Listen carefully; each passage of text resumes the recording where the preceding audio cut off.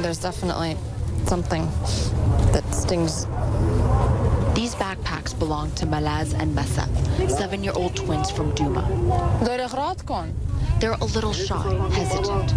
We smelled something, Malaz says. Their mother Nur tells us they remember everything vividly. They were hiding in a basement when the alleged chemical weapons attack in Douma took place.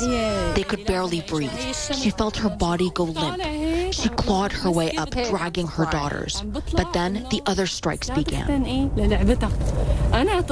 We were between two deaths, she remembers, either from the chemical strikes or the others on the rooftop.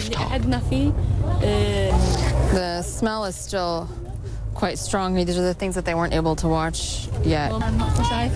And look, that's the toy that her daughter hid away to try to keep her safe. And she would tell the toy, you know, you might suffocate, but at least you'll be safe from the bombing. That's how the kids' minds work.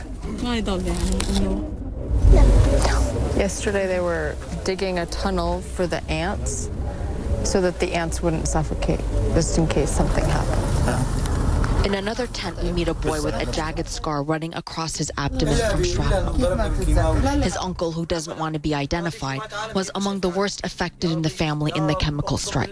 He says his blood sample was taken the day before. This new camp is inhabited with those who survived the siege of Douma.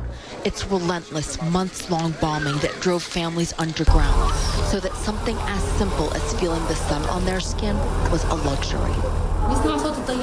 Reem and her family thought there was a lull in the bombing and went outside when she says 3 airstrikes slammed right next to them. The next thing she remembers is being in the hospital. She had just gotten out of surgery in the hospital when the wounded from the chemical strike, she says, began coming in. The scene was so horrific, she says she forgot her own pain. What she doesn't know, what no one has the heart to tell her, is that her husband is dead.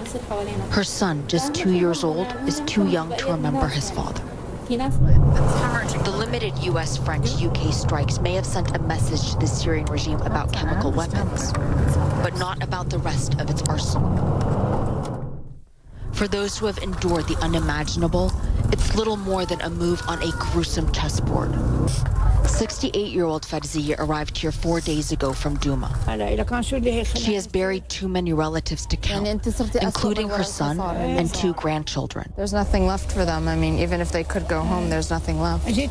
She says her country has caused her too much pain.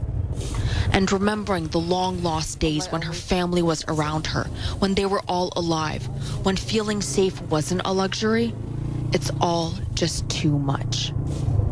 Arwa Damon, CNN, Al Bul refugee camp, Syria.